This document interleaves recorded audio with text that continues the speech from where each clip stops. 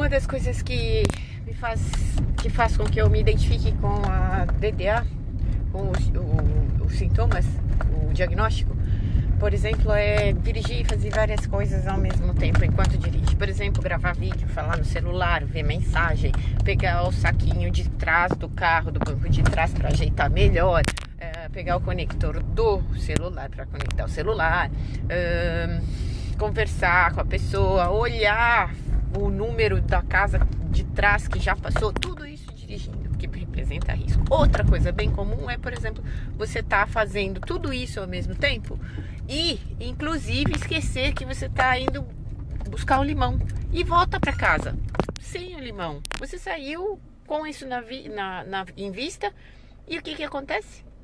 Você se distrai fazendo todas essas coisas, dirigindo, tentando gravar vídeo, papapá, e volta para casa sem o limão. Isso não acontece uma vez, sempre. Então isso talvez seja uma grande diferença para quem só esqueceu uma das vezes, ou no meu caso, que faz sempre isso. Que estou falando de veículo e carro e tal. Outra coisa, por exemplo, eu tenho muitas multas, mas nenhuma é de excesso de velocidade, porque eu faço as coisas corretas, eu respeito o outro, eu sei que isso representa risco de vida para mim, obviamente, mas para as demais pessoas que não tem nada a ver com as minhas loucuras. Então eu realmente não corro quando não é possível, né? Não é permitido no nosso país. A não ser que seja uma estrada de terra, uma estrada sem veículo nenhum, que eu esteja sozinha no carro, que tal, que é raro. Mas o que eu faço sempre é estar no limite. Então, se a placa é 90, eu vou a 90. Se a placa é 100, eu vou a 100. Se a placa é 110, 80, 70 e assim por diante. O problema, no estado de São Paulo, a menos que é onde eu dirijo bastante, é que a placa muda.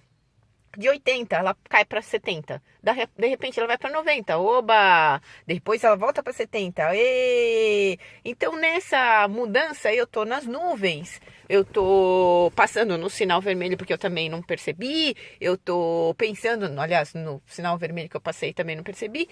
Então, o que acontece?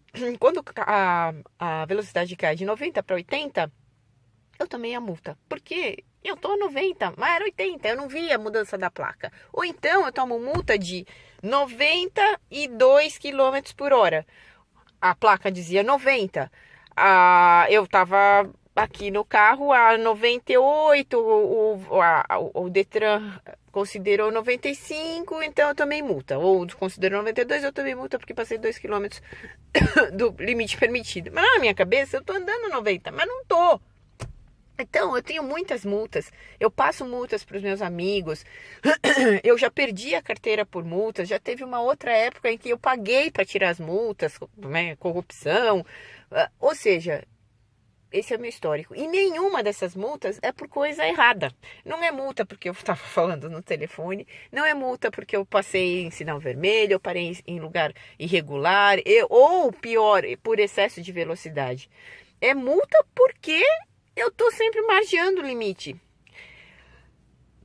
Eu, inclusive, estou margeando o limite nos prazos. Então, por exemplo, eu tenho que pagar contas todo dia 30 ou todo dia 15. Então, eu já sei disso. Eu tenho que fazer isso. Mas eu deixo para o último minuto do dia 30. Então, por exemplo, 22 horas a transação máxima da internet. Que horas eu vou pro computador? 9h45. Porque eu calculo, não, pode dar alguma coisa errada. Então, melhor ir 15 minutos antes. Mas eu tive o mês inteiro para pagar a conta. Depois eu tive o dia 30 inteiro para pagar a conta. Mas o que eu faço? Eu pago a conta num deadline. Por quê? Porque pagar a conta é uma coisa chata, maçante, rotineira, que exige disciplina. Então, para mim, isso é uma tortura.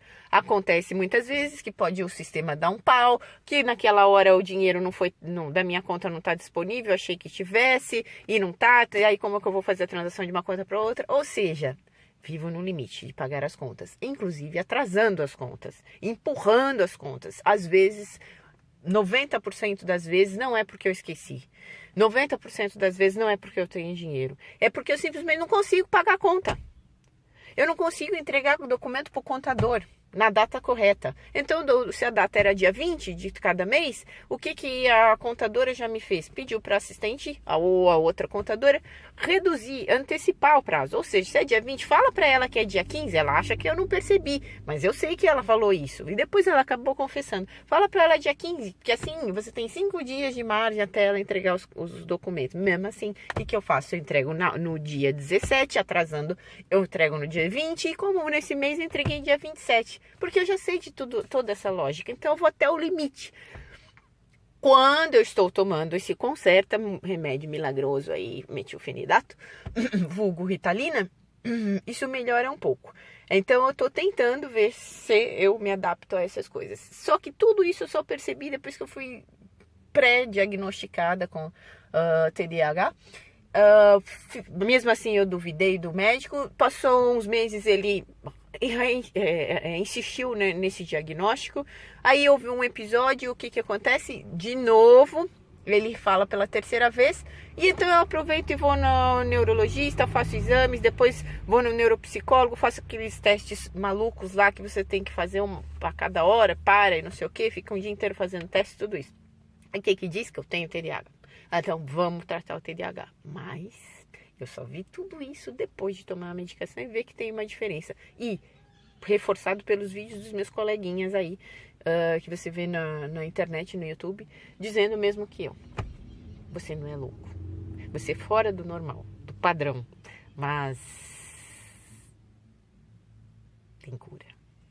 Agora, o pior de tudo isso é você ficar gravando o vídeo dentro do carro e depois assistindo o vídeo que você gravou e você de novo esquecer o limão, mesmo estando em frente ao supermercado, e liga o carro para ir embora. E o pior de tudo, a pessoa que pediu o limão tá esperando o limão todo esse tempo.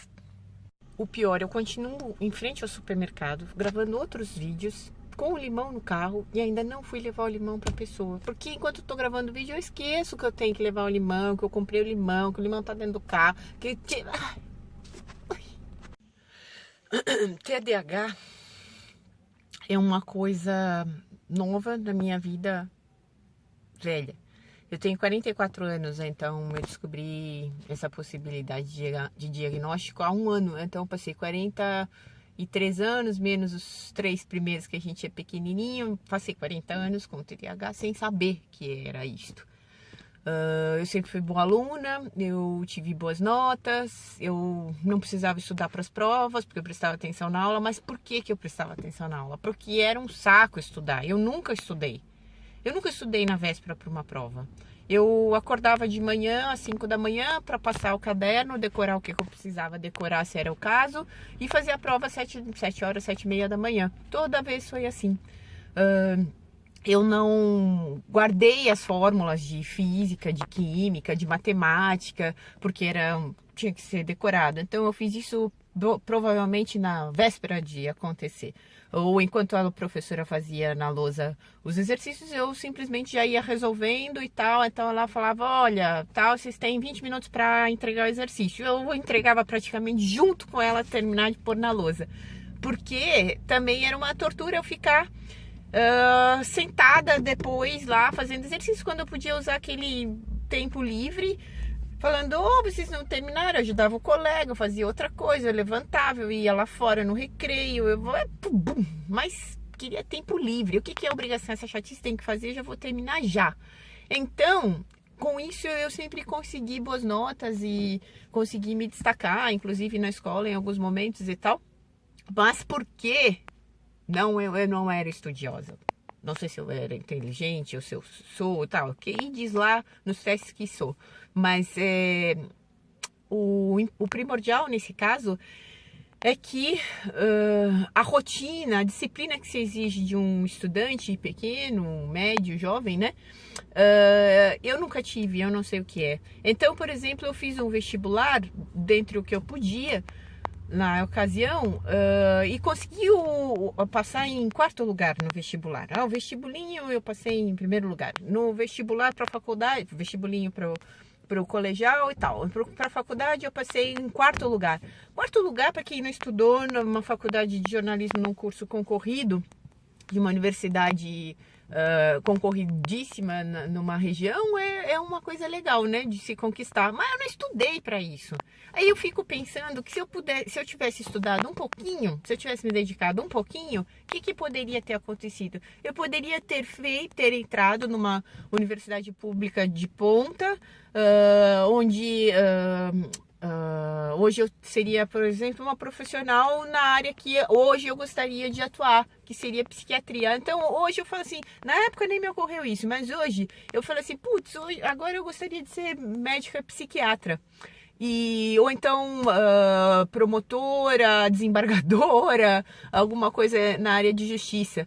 Só que para isso precisa empenho, disciplina nos estudos, e eu nunca tive. Então eu lamento que eu não tenha enveredado por essa possibilidade. Teve uma época, inclusive, que eu falei, puxa, se eu tivesse os pais mais exigentes, mais cobradores, daqueles que falam, vai estudar, menina, não sei o que, hoje você não sai, se não sai. Mas como os meus pais me viam sempre sendo boa aluna, tendo boas notas, passando, sendo elogiada, eles nunca fizeram essa pressão sobre mim. Se tivessem feito, e naquela época, há uns anos atrás eu pensava, eu poderia estar melhor, mas agora eu vejo que mesmo que eles fizessem isso, não ia adiantar nada. Porque o que ocorreu e o que ainda ocorre é que eu não gosto da disciplina de ter que estudar, da rotina de ficar dedicada e focada nos livros. Isso para mim é uma tortura, eu não consigo. Então, além de eu não gostar, eu não consigo. Eu não consigo porque eu não gosto. Então, hoje, se me falam assim, você tem um concurso público para prestar e o cargo é tanto, e o cargo recebe tanto, eu adoraria algumas coisas que eu vejo, mas eu não sei fazer. Eu não sei, como que eu vou ficar todo dia indo, estudando horas, que nem as pessoas fazem sobre os livros, porque não adianta você ser o melhor, tem 800 melhores. E aí, naquele momento, se você tirar 0,001, sei lá, centésimo de nota menor que o teu coleguinha, mesmo se você for bom e ele 0,01 menos bom, naquele momento ele vai passar e vai pegar a tua vaga, e você não. Então, ou seja, hoje em dia é uma coisa surreal, tornou-se uma coisa surreal para mim. Talvez antigamente, se eu tivesse dedicada, isso teria mudado um pouco. Então, ou seja, eu demorei 40 anos para ver as possibilidades que eu perdi, do potencial que eu talvez tenha e da capacidade que eu poderia desenvolver até o limite, né? Até o meu limite, ou se é que o ser humano tem um limite para esse desenvolvimento. Então, lamento, mas agora vejo que isso é TDAH ou DDA.